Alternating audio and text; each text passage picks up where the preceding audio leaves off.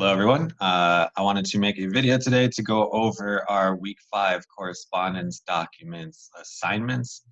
Um, there are 4 assignments due this week, 2 of them on Friday, 2 of them on Sunday, which I know sounds like a lot. Hopefully, you'll find that individually they're not too challenging of tasks. If you looked at the announcement for the week, I recommended 3 main things in regards to completing these tasks. The first is to make sure you read the directions to each assignment carefully. Some of them are asking for some specific things that sometimes students overlook, and we'll go over each assignment individually in just a minute. Second, make sure you review the grading rubric for each assignment. This is just like, if you're not already doing this, this is sort of something that you should just get in the habit of doing, is always look and see exactly, if there is a rubric, check it and see exactly what you're being graded on, so that you can make sure that you're kind of using it as a checklist to get all of those points available. And then finally, I would just recommend to break up the work. Do like 1 a day if you can. I know sometimes some of you have crazy schedules and you only get like little windows. So if you need to knock them all out at once, that makes sense too. But the point is, I don't think the 4 assignments don't be scared by the fact that there's 4 of them. I don't think they're that bad. So what I want to do real quick is go over the actual individual assignments with you. So we're going to start off with the letter of transmittal assignment. This is due on Friday. It is the first of our documents that will be included in the portfolio. So this is like the first real portfolio document that we are doing. So what you've been asked to do is prepare a portfolio of materials for your boss relating to the controversial topic that you've chosen, that you've been researching and writing about. The letter of transmittal is going to be sort of the introduction to the larger portfolio. It's going to be sort of a formal business letter addressed to your boss. You can use a real boss, you can use a fake boss, you can use your real address, you can use your fake address. It doesn't matter. As long as it's demonstrating proper formatting for business letters. So if we look down at if we look at what it says here, use the information. Let's look down at the rubric here. So 20 points possible, 6 points for appropriate letter format, including paragraph formation, margins, and spacing. I know that there are like templates and words you can use. You can look up online if you're not sure exactly how to format a business letter. I know a lot of us don't write letters all the time anymore, but shouldn't be too hard to figure this part out. Content, and this is the important part. Please make sure you are addressing each of these things in your letter. The title of your portfolio, a brief topic description, what you want the reader to do with the information. So like, okay, I've read your research, I've read all of your documents, what am I supposed to do? Remember, we're trying to be persuasive here, not just informative. So there has to be sort of a call to action. What do you want me to do about this? Do you want your boss to implement a new policy, buy a new machine, new equipment, schedule new trainings? What do you want? What's the goal, right? And then provide an overview of the documents included in the portfolio.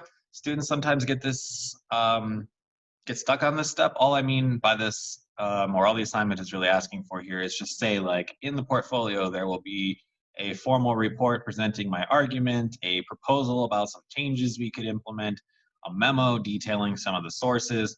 Just kind of look through the assignments and see what, or really you could just talk about the other assignments that we're doing this week, including the email and the memo. But that's all I mean, is just to kind of overview the individual documents that are going to be in it. And then finally, why you're writing about this topic in stance. It doesn't need to be a long letter, just about a page, so maybe 1 or 2 short paragraphs to answer all these questions. Finally, the next part on the rubric, there's 5 points for having the elements of a formal letter, including a date, name, address, block, greeting, and a signature with your professional title included.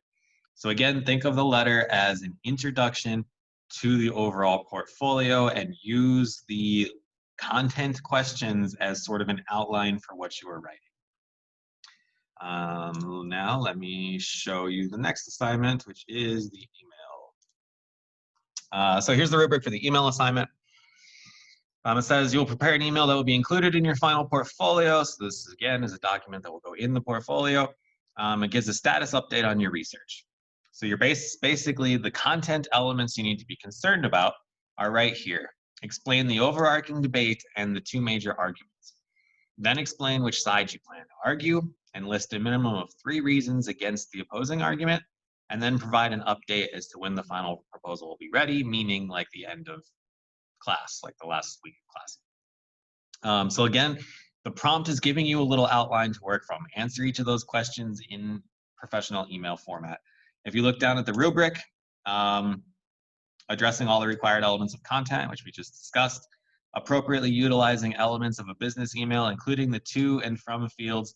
Sometimes students get confused about this. I'm not asking you to like cut and paste an email or take a screenshot of an actual email. Just set up Word to look like it. So type like to : and then a fake email address to your boss or whatever from your email address, or if you want to use a fake name, that's fine, whatever. And then subject, just set it up so that it looks like a professional email. And then make sure that you have one of the other things students lose points on in this assignment. Make sure you have a professional signature block attached to your email. You just type it up, you know, a nice signature block that has like your name, your contact info, your business info, all of that. Utilizing 4 points for utilizing an appropriate professional tone. We've all had those business emails or those work emails where the tone is just not quite appropriate. This should be like you're writing to your boss. Keep it a professional tone. So that's the email assignments. I don't think it's too hard of a task. Again, it's only about 250 words. Use the content questions here. Use this part of the prompt as your outline. Make sure you're addressing each of those elements. And then let's look at the memo assignment. All right, so the memo assignment. For this assignment, you will prepare a memo that will be included in your final portfolio. What you need to do for this assignment, it's similar to the ones that we just did this past week with the references and summary. You need to list and appropriately cite using standard format 3 different sources that are relevant to your portfolio topic. I don't personally care if you are reusing sources from the past. I'm not that picky about it. If you find all new sources, awesome. If you don't, that's cool.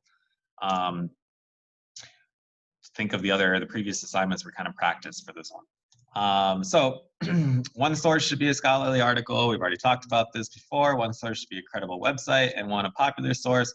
Essentially what you're going to do with this assignment, if we look down here, you're going to list and cite the sources. So just like the reference and summary assignments, you need to have a full reference page, or at least like the reference for each one. In the past, the way that I've seen students set this up is that they use the memo formatting template in Word, and then they'll have like the reference and then the short summary or the short comparison and analysis paragraph about the source. So a reference, a little paragraph about the source, reference number 2, little paragraph about the source, reference number 3, little paragraph about the source. That's one way of doing it. Some people have just done like, here's the 3 references, here's like a paragraph talking about them. Again, I'm not super picky. The idea is that you are demonstrating these are the sources that you're really relying on. You've done your research and you're just kind of showcasing some of that research. It's sort of like a cross between a business memo. It has business memo formatting and tone and all of that kind of stuff. The aesthetic is business memo, and the actual like content is almost annotated bibliography, like a brief sort of here's my research, here's how I plan to use it. That's it. I don't think it's too challenging of a task. I'm not gonna take a look at the resume assignment right now. Well, let me see if I can get it to open it. Did not want to download for me a minute ago. Let me see. The resume assignment is pretty straightforward. I'm sure you all already have resumes. The biggest advice, oh, it is working. Okay, let me open this up.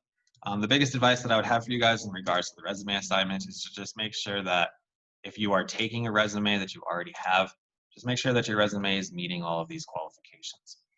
So again, this is not a challenging task. You're going to create a resume. There are 2 templates available for you. You can use a different one if you want. Please don't feel stuck to this.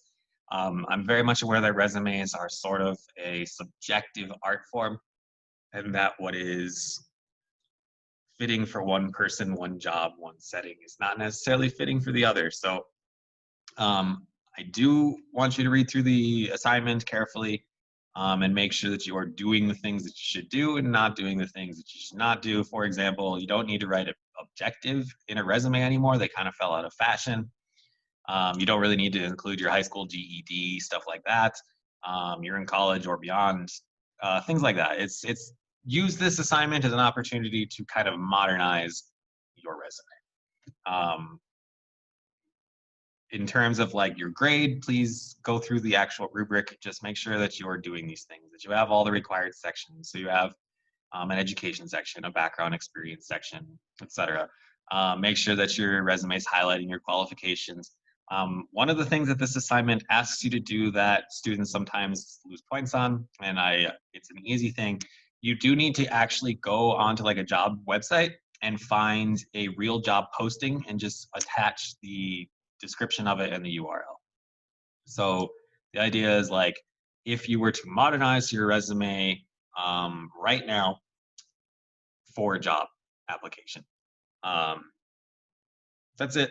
I think if you have individual questions on this, specific questions about any of these assignments, actually just let me know. The letter of transmittal and the email are due Friday night. The memo and resume are due Sunday night. That's it. I hope you guys have a great week. Let me know if you have any questions or need any help.